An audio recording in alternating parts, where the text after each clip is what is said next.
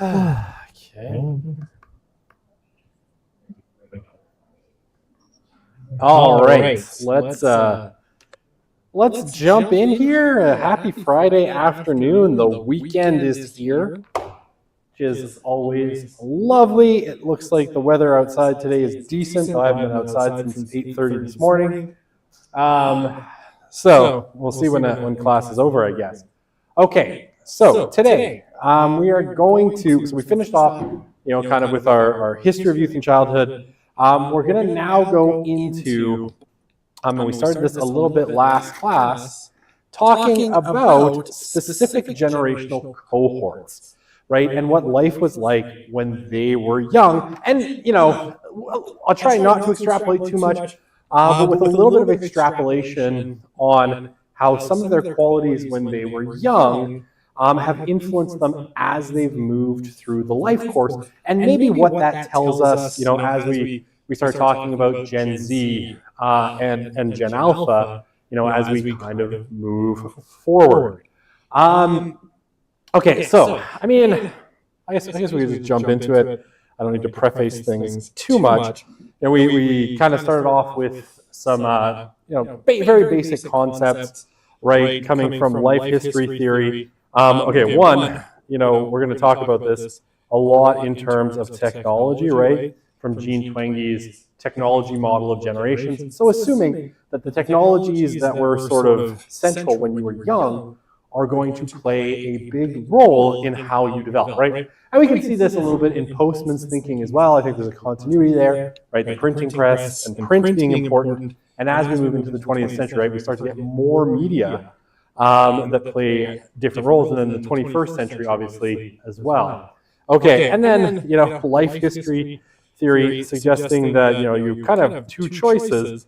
Either you have lots of kids and raise them to be self-sufficient quickly, and this would be, probably more typical in Canada and the US and the UK of the past, and more typical of today, so this is called the fast life strategy, more typical today would be a slow life strategy where parents have few children, invest a ton of resources in them, hoping that they will succeed in an environment of relatively high competition and scarce resources. Okay. So, I just want to jump ahead and see if there's any questions. No, we're good for now. All right. So the first generation we want to talk about is the silent generation, right? So these are people born roughly. Now, all of these dates are going to be rough, right? It's always possible that you will go and find, someone else who defines these generational cohorts slightly differently, right? With different start and end years. So these are all rough, right? And, I generally like Twenge's kind of boundaries. But if, you're terribly offended that, some year is included in millennial or Gen Z or not included, right? Well, these are all kind of relative categories. So the silent generation, born roughly 1925 to 1945. So these guys are sometimes called the luckiest generation, right? The silent generation, and there's one other name, and it's escaping me for some reason. They're called the luckiest generation broadly because they avoided fighting in the Second World War, right? But they got to reap most of the economic benefits of the post-war boom, right? And we'll talk about what happens after the Second World War. But from an economic perspective, especially for the working class, it is a very, very good time. You're going to get a solid nearly 30 years of consistent economic growth, shrinking inequality, rising standards of living, life expectancy, and all of that stuff. And so they get all of that, like the greatest generation does, and the boomers, but they didn't have to fight in the war. Right, so they're lucky in that way. Oh, right, I remember the other name that they're sometimes called. Sometimes called, and I think incorrectly, but sometimes also called traditionalists, the traditionalists, right? Okay, so the silents are a funny generation, right? they kind of slip by a lot of the time when we're thinking about generational cohorts, because the generation just prior to them, which is sometimes called the greatest generation, and that would be your generation that mostly was in their teen years and early adult years through the Depression and into the Second World War. They're the ones that would have gone and fought in both the European and Pacific theaters during the Second World War. So we know a lot about the greatest generation. And then the baby boomers, which we'll talk about after the silence, it's a super influential generation, mostly just because of how big it is, right? It is a massive generational cohort that starts, 1946 till roughly 1962, 1963.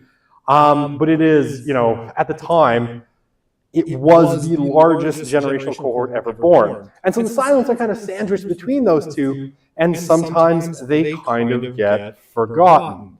Okay, but one of the things that we should, and here's why I think, the traditionalists, probably not the right name for them, though, obviously I think they do grow conservative as they get older. A lot of the counterculture shifts that happened, in the 1960s and 1970s, right? We tend to associate these things with the baby boomers. But a lot of this was actually driven by the silent generation. So if you think of things like the early waves, like second wave feminism, right? The women's liberation movement, the push for gay rights, the civil rights movement in the United States, right? The movement for racial equality, most of this was actually driven in its early days, not by the baby boomers, but by the silents in their 20s and very early 30s, right? All of these movements, and they all transform the social landscape in this relatively brief 7-year period between 1963 and 1970, right? And this is the period in which the silents are in their kind of emerging or young adult years. And they're the ones, in a lot of cases, who are in college and who are pushing for a lot of those things. So we often don't talk about the silents, or we think they were kind of traditional, the last traditional generation. We'll talk about why in a sec. It has a lot to do with their family structures, but they also were very kind of politically progressive in that they pushed for a lot of the social changes that ultimately the baby boomers would then carry on and to an extent, I think, take credit for.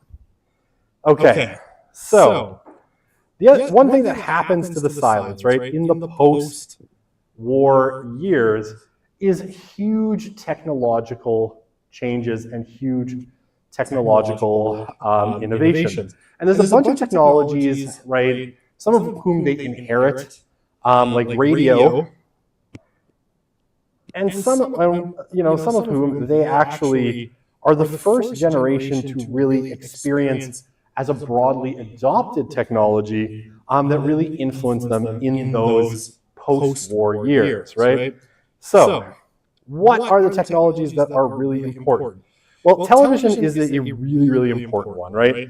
So television had been around really since the 1930s, but it was terrible and nobody owned one. And it's really only in the kind of post-war economic boom that television's become cheap enough to purchase, and a consumer product that people want, right? There starts to be more content for it. It starts to be more widely distributed. So the silents are the first ones to really experience television. Now, most of them are going to experience this, as they're into their kind of early teens, 20s, and so on, right? They don't have it right from when they are young children, but they still do experience it relatively early. So there's a bunch of things that come from television, right? It brings the world into your living room.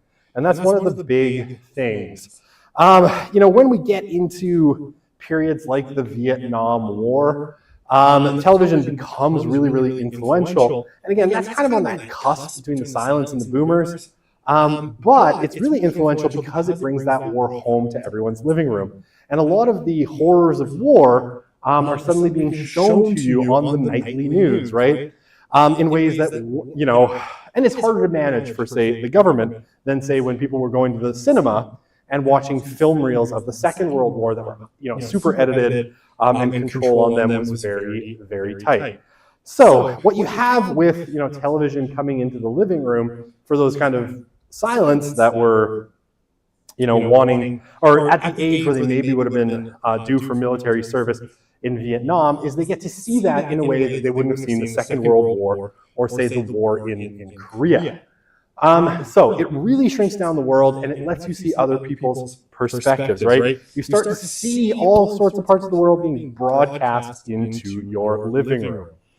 Okay.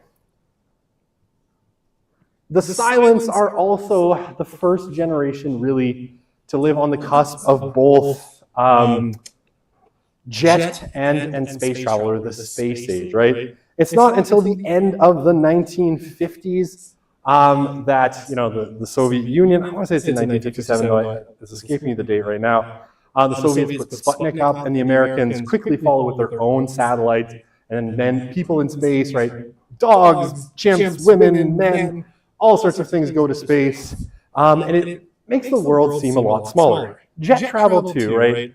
The ability to travel to different parts of the world really, really quickly, right? Relatively, compared to getting on a boat and sailing across the Atlantic or the Pacific. You can go to Japan, you can go to Europe relatively quickly with jet travel. So it makes the world seem a lot smaller. And as a result, it kind of broadens people's perspectives. All right, this one, really, really, really, really important too. Maybe I'll highlight this one because I think it's important, and we'll see as we go forward through the course, transformations of the economy. We're seeing continued kind of ripple effects of what happened in that post-war period. But you get the growth of the service economy, right? The economy shifts away from manual labor, especially in things like manufacturing, and this opens more possibilities for women, right?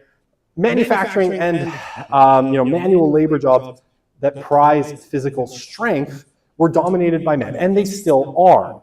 The thing is, they used to be something like 80% of the economy. Today, and it takes a while to get here from the silence, but today, the service economy is about 80%, and everything else, including manufacturing, resource extraction, construction, all of those things are about 20%, right? So, jobs that require and prize less physical strength open lots of opportunities for women. Now, it takes a long time for the whole kind of social shift into, the majority of women working, which we won't see until really the 1980s. And then women increasingly sort of economically prospering more so than men in a lot of cases, which we don't see until the 2000s, but it does kind of roll through. Okay, and what you get with the silence, they start to roll this kind of a lot of social norms away from the idea of like duties and individual, or duties, social rules and duties more towards individual rights, right? So what do you see in this period? Okay,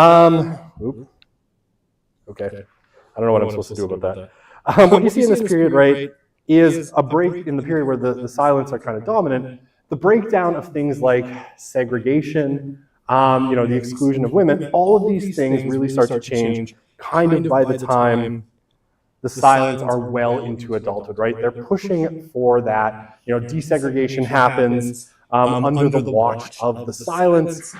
I almost tripped on this chair again. And so does, broader inclusion of women in various professions. Again, it takes a while, but they're the ones who start to push for it. And our later born silents, are the first to experience more than a third of their mothers working when they are school age, right? So women, after they've had their children and their children are in school, start to join the workforce. So these are women of the greatest generation and some of the older silents, right? But it's the younger silents that end up experiencing working mothers as a day-to-day reality. Okay, now that said, for all of their progressive bona fides, and I think there's good reason to say that they do have them, they're also in some ways really, really traditional. So the Silents, they married younger and had children younger than any other generation born in the 20th century. So this includes the generations that came before them as well. And what you see, right, this is age at, so this is median age at first marriage. And you see if you go back to 1900, right, it's about 26 for men and 22 for women. This gray part is our Silents, right? This is our bracket for the Silents. And what you see is, towards the end of the war, it drops, from 1900 for men. For women, it doesn't drop that much. It's about half a year. But it really tanks once we get solidly into the Silents. So they got married really, really quite early. So the age of first marriage, for women in the Silents declined compared to previous generations and reaches its all-time low of 20.1 years in 1956. Now, that's the average. Half of women getting married, right? So half of new brides in the 1950s are teenagers. Now, the bulk of these are going to be 18 and 19-year-olds, right? So they are adults, but they're basically getting married right out of high school, right? Most of them either met their spouses in college or in high school and got married right after graduation. And, oops, that should be they got married. Sorry, typo. They got married because everyone else was doing it, right? So there are these things in sociology we call social scripts. And generally speaking, you will do similar things to the people around you, right? So whatever the kind of social consensus is, you're likely to sort of follow that because you think it's normative. And for the Silents, well, getting married out of college or high school, depending on what your aspirations were, was normal, right? That's what everyone did. That was the social script. Like, how do you live your life? Well, you go to school, you graduate, and then you get married to someone you probably met in school. And conformity in this way, right, in the way of family life, was very, very important to the Silents, right? It's something that they highly prized. And you see, right, once you get out of, even like kind of the bottom is right about here for women, and about the same for men, after which, for the Silents it rises, and once you're in the baby boomers, right, it shoots up for both men and women in like hockey stick style. Okay. So the other thing, the Silents had a lot of babies, right? Now, here's something where people sometimes make a mistake, right? When we think about the baby boomers, people will be like, the baby boomers had a lot of babies. That's why they're called the baby boomers, and that's wrong. The baby boomers are a result of this, right? And this is the boom in children born to broadly the tail end of the Greatest Generation and the Silent Generation, right? So now, for the Silents, the most common family form that they experienced growing up was two-child families, right? So most of them grew up in homes with one sibling, right? That was the norm, the average. The total fertility rate prior to the Great Depression. So, sorry, I'm going to talk a lot about total fertility through the course because it comes up a lot, especially when we get to families. We're going to talk about what's happened to total fertility, especially for millennials and Gen Z.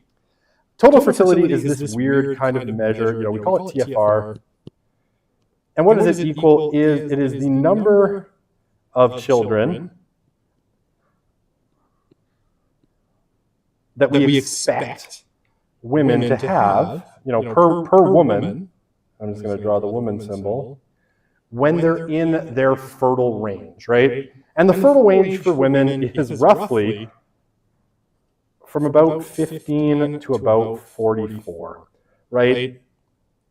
We don't see a lot of pregnancies before 15, and we don't see a lot of pregnancies after 44. So this is our rough kind of fertile range. Now it changes from year to year as we collect statistics.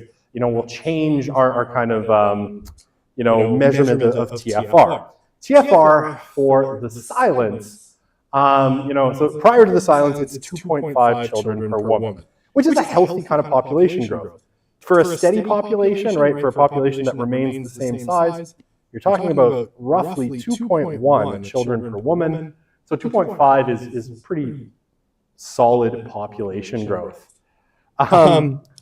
For the silence, total fertility peaks at 3.8 children per woman around 1958. Now, to find a country that has a total fertility rate of 3.8 today, you essentially have to be looking for like super traditionalist, very religious countries somewhere in the world, right? And probably kind of isolated. You're talking like maybe some African and generally poor, right? Some African countries, Afghanistan, Pakistan, and a couple of other places. 3.8 is really, really high, and that is explosive population growth, right? We don't get a return to 2.5 children per woman in the United States until 1968, and it drops off really quickly after that, right? Like in Canada, in 1973, we crossed below 2.1 children per woman, and we haven't been back since. Haven't even been close. Okay, so women in this generation have a ton of children, right? And it's an aberration. This is why it's called the baby boom, right? This is the boom. That big demographic explosion. That's the baby boom, and it happens to the silence. The baby boomers are the result of that, right? They are the children of the silence.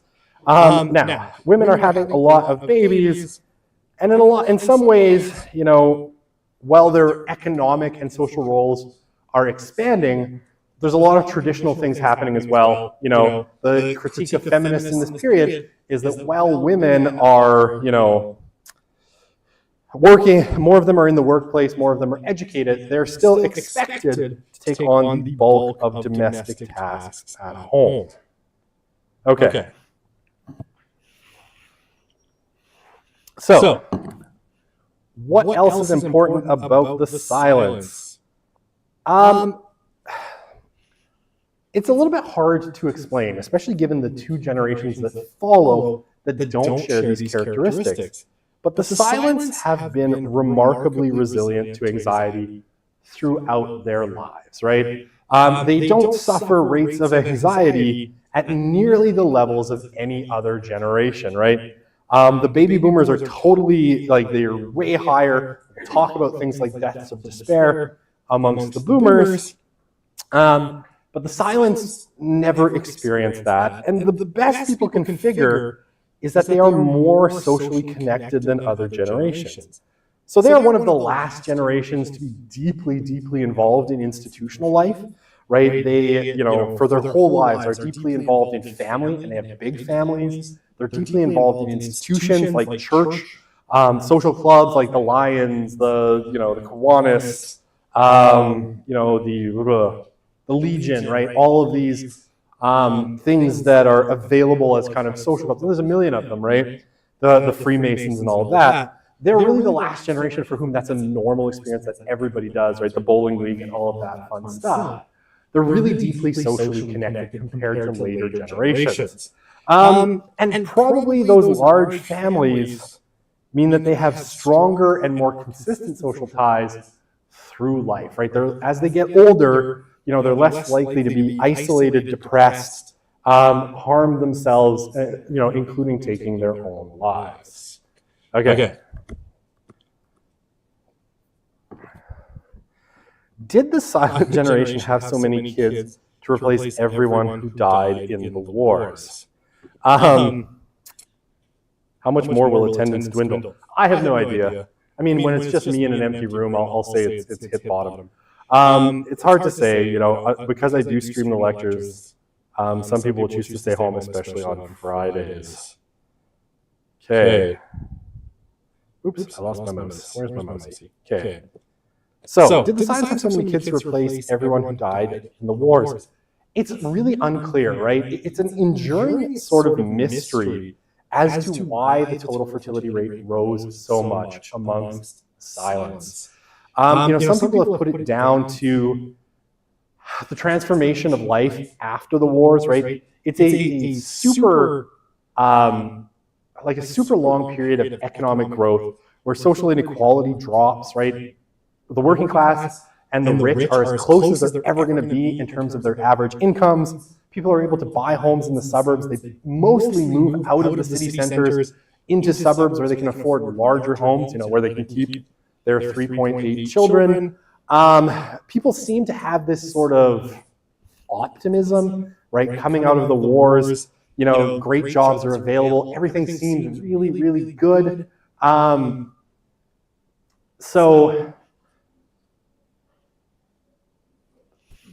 But none of those explanations really, explain why, say, the baby boomers didn't. The baby boomers also lived through a really wonderful period, of history where there's low inequality. Economically, they have great jobs available to them. The boomers will end up being the wealthiest generation in history, but they have way fewer kids. So it's really, really unclear. We don't really know. And we probably will only ever have,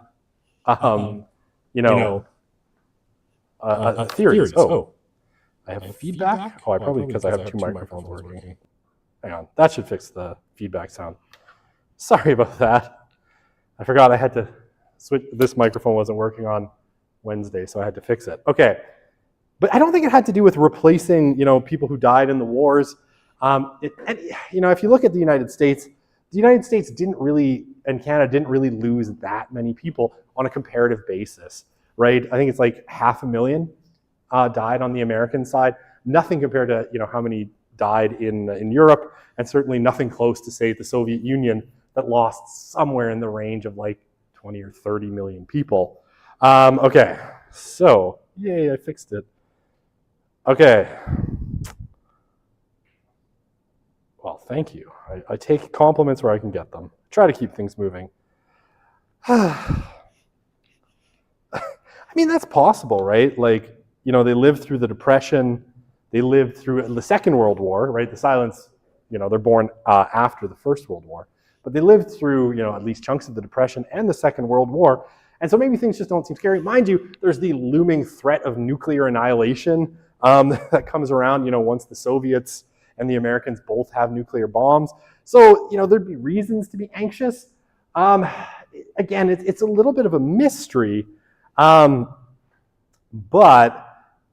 I think it's more about social connection. And if you've ever taken kind of classes with me, you'll know I think social connection is super important for warding off negative effects in life. Like, we are social animals, right? And so they're really well connected. As people get less connected, things go a little cuckoo.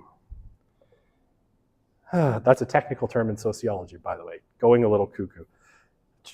They're actually, do you believe they actually had less anxiety and they're actually just ashamed to admit it or acknowledge it, or even know what it is because of social stigma? So that could be true to some degree. However, one of the things, so there's some objective measures that we can kind of take when we look at mental illness and kind of unhappiness and those sorts of things. Amongst them are things like hospitalizations for self-harm, which are super objective because they're reported by the state, and every hospital has to report it. The other one is suicide deaths, right? As unpleasant as it is to talk about, governments have been tracking suicide for better than a century at this point. And it's a really, really objective measure of all sorts of things like mental illness, social disconnection, hopelessness, and all of that, because it's not self-reported. It doesn't matter if you think you're depressed or if you're willing to admit you're depressed. If you take your own life, it's reported in official statistics. And the silents have really low incidences of suicide and self-harm. So it gives us a pretty good sense that they're objectively kind of in better mental health. Maybe the escapism of TV. I don't know. That's a different theory. Would I say that the baby boomers occupy most of the housing market making it difficult for Gen Z to buy houses. So, I mean, this is definitely an argument that some people have made, right? That the baby boomers, have held on to their houses for a lot longer rather than downsizing. They continue to live in their houses. I think there are better explanations for this. Declining economic agency, inflation,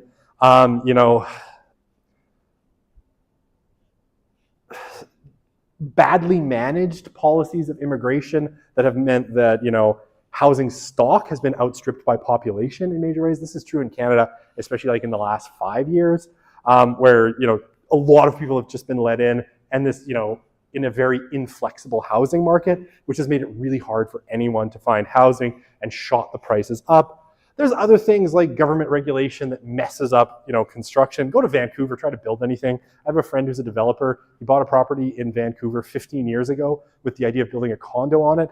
And, at last report, it's still an empty lot, right? Because in Vancouver, you can't build anything because there's so much red tape and developer fees and all this crazy stuff. So there's some of that. There's a lot. Let's say that this one's overdetermined. There's a lot of explanation. Do I think COVID babies were not socially connected that have high levels of anxiety? Okay, I'll say this is, I can only say this anecdotally because I don't have hard data. My wife is a teacher, right? And she works now as an inclusive consultant for Edmonton Catholic schools. And what they're seeing, what they are seeing in schools now, and this is like the COVID babies, right? The ones born in 2020 will be in kindergarten this year. My youngest is born in 2019. He seems fine. If anything, he's too social because he was around people for like constantly for the first 2 years of his life. Like no childcare, he's just at home with us. But we're seeing like developmental delays, speech delays, a lot of kids that were plopped in front of screens. And so their learning delays are quite severe. In terms of anxiety, I don't know, but we're definitely seeing, a lot more kind of developmental problems. Again, that's anecdotal, kind of based on what my wife sees. So I don't have data on that. It's also because the boomers massively oppose housing being built in their neighborhoods. Yeah, to some extent, right? There's NIMBYism, certainly, right? Nobody wants a high rise next to their beautiful house. My friend, he owns properties in Garneau, and he's had pushback from residents where it's like, I'm building an 8-unit apartment building. It looks like a 2-story house, but it's really long and high. And the neighbor's like, no, not in my Garneau. Not next to my $1.2 million house that he's got to go fight it out at council. So there is that. Don't understand how much harder it is for Gen Z because they got jobs, houses, and land when there were jobs, houses, and land. Oh, we'll talk about this as we go through the course for sure. Okay, let's talk about the boomers. How are we doing for time? You're great questions, by the way. I love the questions. They're really, really good and really searching questions. Keep asking them. They're wonderful. We will cover a lot of this stuff as we go through the course. The boomers. And again, the boomers aren't baby boomers because they had lots of babies. They really didn't. They were the babies that boomed. Okay, so the boomers. The baby boom starts right in the end of 1945 till around 1946. And it will last roughly, I can write dates. I can never write dates for some reason. Till 1962, 1963. Twenge has it set as 1964. Not for nothing, I'll say, right, the birth control pill.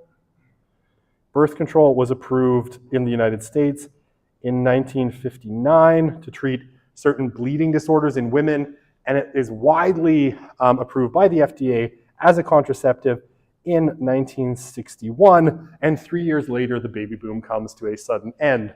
I don't think that's a coincidence. Okay.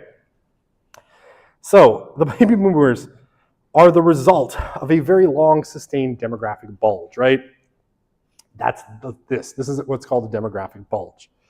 On a chart, this is what it looks like. So this is in 1970, right?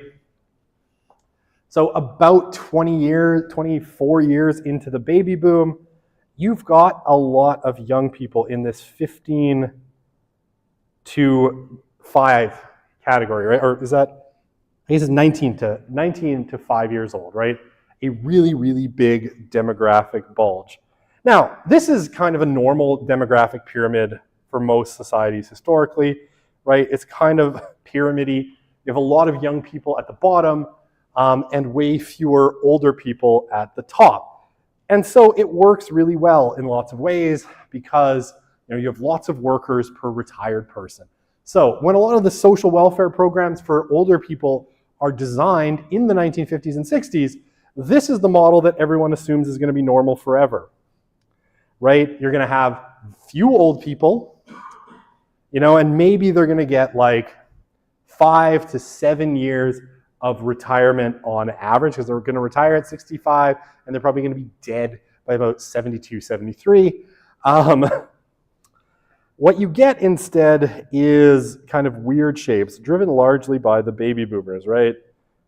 Sort of this mushroomy shape, in 1995. What you see is a lot of, as the boomers are in their middle years, there's a big middle-age bulge. Now that's not a problem, right? They're still working, they're still contributing to the social safety net for these folks up here.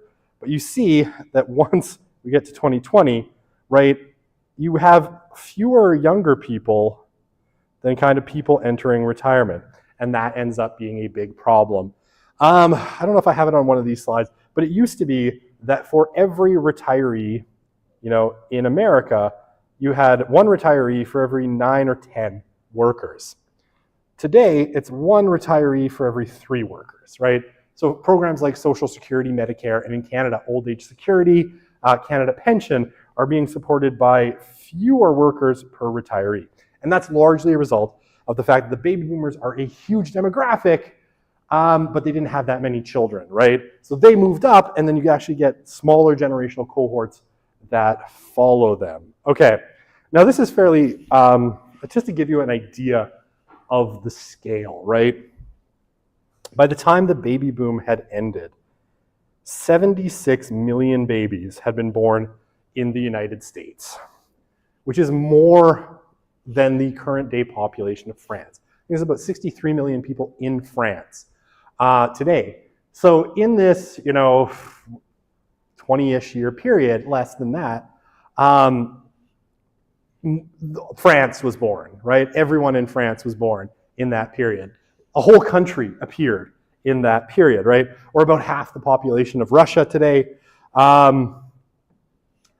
In Canada, it's similar, right? On a population of somewhere in the range of 17 or 18 million people, they had somewhere between 7.5 and 8.1 million babies, right? It's just a massive demographic change. Okay, and it was a reversal of more than 200 years of declining birth rates, right? You started to see declining birth rates in the 19th century, or at the end of the 18th century in a lot of places. In France, even earlier than that, right? Well, I guess right at the end of the 18th century with the French Revolution. So what we've had is the boomers, and if you're asking questions about boomers and housing, you're asking it because they have been so dominant socially forever. And I mean, if you look politically, right, look at the United States. Canada's not quite as bad, right? When we talk about a gerontocracy in the United States, it's these guys. They won't go away, right? The Chuck Schumers, the Nancy Pelosi's. I can't remember what year Donald Trump was born. I think he's a boomer. Someone can look that up, I'm sure. I want to say he's a very early boomer because he's, might be just at the tail end of the silence, right? But whatever, right? What you have is a whole bunch of boomers that just never go away, and they dominate life at every stage. Mark Carney, whatever you think of Mark Carney and the current Liberal government, they largely owe the fact that they won the last election to the boomers who voted for them in record numbers, right? Okay. Is my friend named Ricky? No, my friend is not named Ricky. Trump in 1946, all right? So Trump is right in that first year of the baby boom. Ricky. My friend is not named Ricky. I won't tell you what his name is because I don't know why. He didn't consent. Well, that's an interesting question. I got to think about that one. Okay. And I got to think about that one. So, the boomers. The boomers, they internalize a lot of the changes that the silence brought about, right? Particularly around race, women's rights, and gay and lesbian rights. So, They kind of take that the next step forward. Now we probably think of the boomers today as kind of futzy, and old-fashioned, compared to like millennials and Gen Z. That's probably true. But for the time, they were deeply progressive, and their values were seen as very transgressive of the kind of social order. They rejected a lot of things, outdated prejudices, that they saw as outdated prejudices, and centered individual choice as their core value. So we live with this today because that's still very much the case. And you see this, change in kind of their views of sexuality, sex and sexuality, right? So they valued breaking traditional rules. Most boomers in 1970 said it was okay to have sex before marriage, while most silent and greatest generation said no. And before we're really seeing polling numbers from the boomers, right? 88% of adults said sex before marriage was wrong in 1967.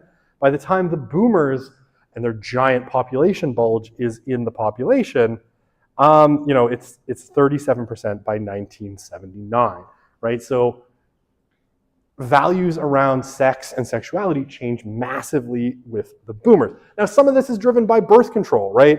The availability of birth control means they can experiment more sexually without worrying about pregnancy and having children and all of that stuff. So there is a big change driven largely by technology. Okay, and drug use becomes more common and acceptable amongst the boomers, though by the time they reach their 30s, they really back off on this. Okay, reduction from anything to do with less people being employed now. All right, this is a complicated question, and probably better for an economist than for a sociologist. One of the things that's happening, we just have a lot of old people, right? Like we have lots of jobs available, in theory anyway, and lots of people paying into the system. It's just that the proportion is different, right? Because people used to die younger, right? So less people were retired because they died on the job or they died very early into their retirement years. People are just living longer, right? Like my dad retired at 55. He started collecting his pension over 10 years ago. Like he's almost 80 now. He's collected like pension, old age security, Canada pension plan for like 15 years, right? So that's much longer than people back, when the systems and programs were designed. So, and there's just a lot of baby boomers still around. They're living forever, which I'm very thankful for because both my parents are boomers and I don't want them to die. But they're living really long, right? Well into their 80s and 90s, some of them, which just means this big demographic group is sitting up top, and it changes that whole proportion. Eventually, when the boomers really do start to die off in major numbers, more than now, you are going to see this proportion probably shift in a positive direction at some point. But for right now, it's just a proportional thing. Okay. I didn't skip a slide. Well, we might need to pick up here on Monday, but because this is a super interesting and super important one. So, TV. Like the silence, TV is a really, really important medium for the boomers. The difference is, whereas the silence, remember television coming into the marketplace, for boomers, it was mostly just there for their whole lives, right? So, it does a lot of the same things, right? It expands their horizons, shows in very visual ways and visceral ways what's going on in the world, especially around wars and protests, right? And all of these sorts of things. It's a very visual medium and it's very emotionally driven, so it drives a lot of that. Okay, I mentioned this one already. Birth control, introduced in technically 1959 and then approved as a contraceptive in 1961. In Canada, a little bit later, not till 1967, is it approved as a contraceptive in Canada, so it takes a little bit longer. But it does, it separates sex from conception, right? It separates sex and babies and allows for greater experimentation. Now, it also really puts into focus a push for abortion rights because sometimes contraception, especially the birth control pill, fails, right? And contraception failing means people still get pregnant, which is why in the US, you have the push for abortion rights, which culminates in the Supreme Court case Roe v. Wade in 1973, which will then stand as kind of the law of the land until recently. I can't remember which year. I want to say 2023 or 2022. I can't remember which year it was overturned by the current Supreme Court. And in Canada, right, you get the Morgentaler case in 1986, which strikes down Canada's abortion laws. And no government has really stepped in since then to limit abortion in Canada. If there's any limits, it's done by a sort of benign neglect and the fact that nobody wants to go near it for political reasons. Okay, how am I doing for time? 3 minutes. Maybe I can talk about this in 3 minutes. Other technologies. Now these ones you could say are shared kind of between the silents and the boomers, because technically a lot of these things appear first for the silents, and the silents definitely benefit from them, but also they're key to the lives of the boomers. So I don't quite know where to place them, but they're super important. And they are what we would call labor-saving devices. The washing machine, the dishwasher, microwave, the vacuum cleaner, right? The dryer as well, right? The dryer is an important one as well. It kind of goes with the washing machine. Okay, so what do these technologies do? And I'm aware of the time. They automate female labor in the home. So a lot of the things that women did in the home, right, that kept the home running, right, washing clothes, making meals, washing dishes, right, these were all tasks that stereotypically and socially had been on women. Vacuuming, cleaning the house, right? And what these technologies do is they automate a lot of things. So all of the time that women used to spend washing dishes, washing clothes, cooking meals, cleaning the house, suddenly they get that time back. And that's time that can be applied to going into the workplace. All right, I want to say a couple more words about this. I'll do that on Monday. So we'll start from this point and we'll pick it up on Monday, because I don't want to undersell these labor-saving devices. I think, we all owe a debt of gratitude to the Hoover and the washing machine and the dishwasher in a lot of ways. So off we go. See you on Monday.